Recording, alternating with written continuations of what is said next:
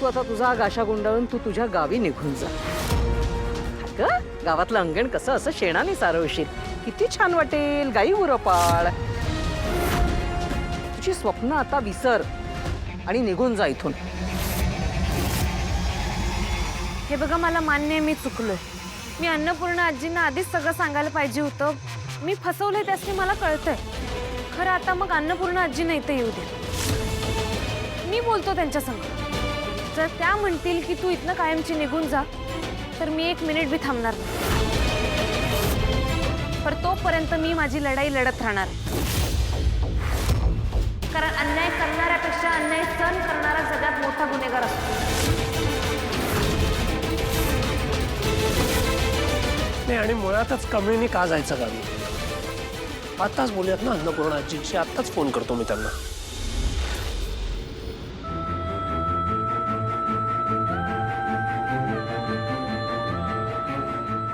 आजी, मला कमळीबद्दल बोलायचं आहे.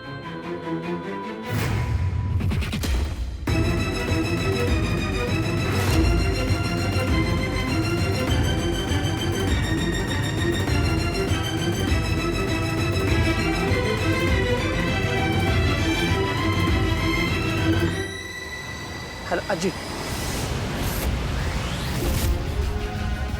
मला वाटतं तुमच्या प्रश्नाचं उत्तर तुम्हाला मिळालं. हा, तू काय म्हणत होतीस? आम्ही तुझ्यावर अन्याय करतोय, हो ना?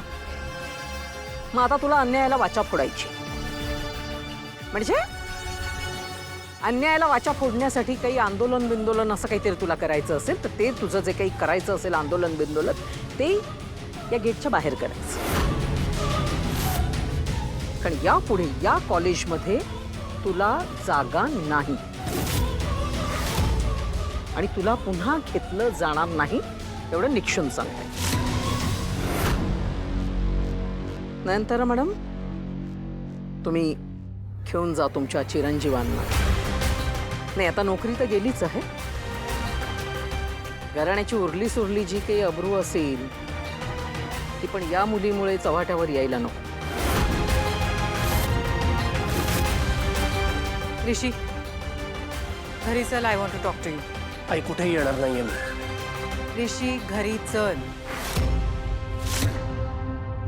आणि तसंही संगत ही चांगल्या लोकांची करायची असते, विश्वासघाती लोकांची नाही.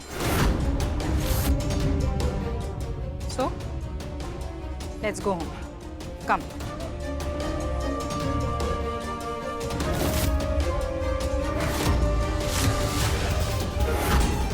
ऋषी सर, प्लीज कमळी, अगं प्लीज तुम्ही जावा. हे बघा, मी ठीक आहे तर मला नाही होणार काय. ऋषी, चल.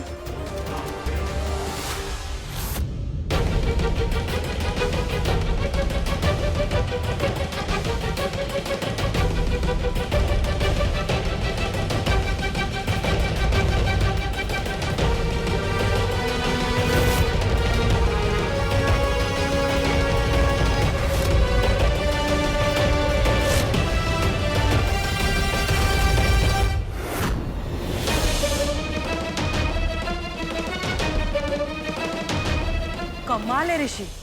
एवढं सगळं झाल्यावरही पुन्हा तू त्या कमळीला भेटायला गेलास?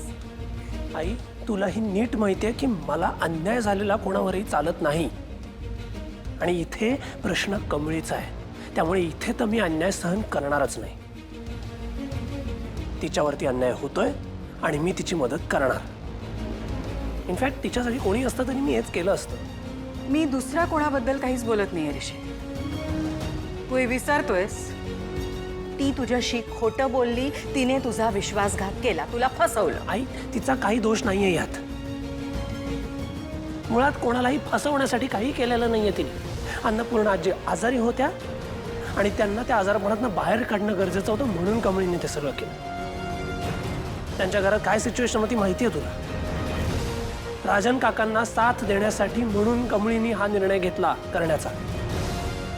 बेसिकली तिचा मोटिव्ह एवढाच होता की अन्नपूर्णाजींना वाचवायचंय. वाचवायचंय.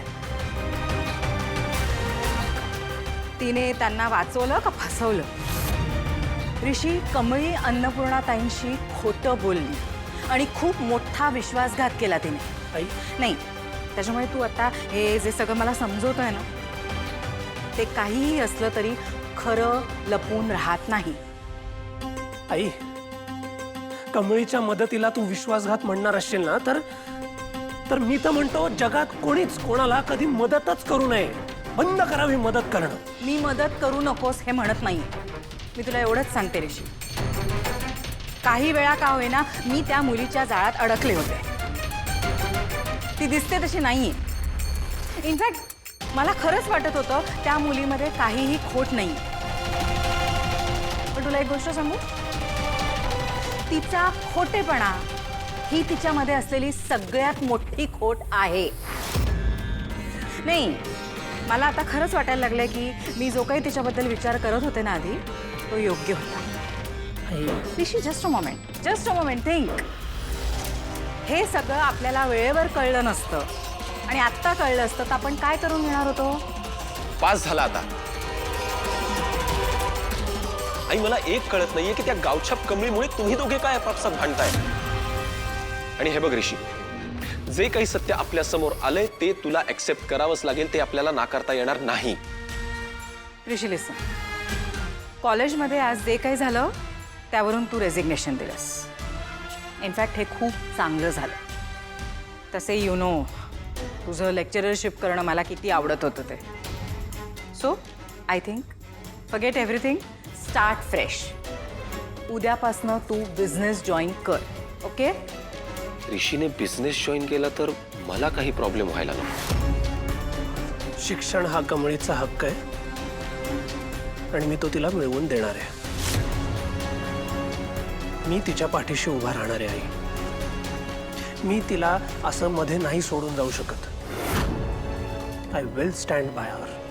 आणि मी तुला प्रॉमिस करतोय, ती एकदा का कॉलेजमध्ये जायला लागली ना की मी लगेच ऑफिस जॉईन करेन आपलं, दुसऱ्या दिवशी. I promise you that. पण आत्ता मी कमळीच्या बाजूने उभा राहणार and you have to accept that.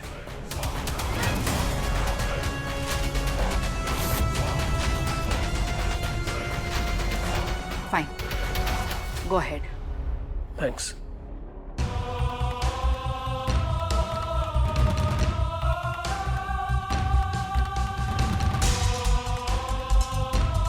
ऋषीने आता लवकरात लवकर बिझनेस जॉईन करायला हवा. बस.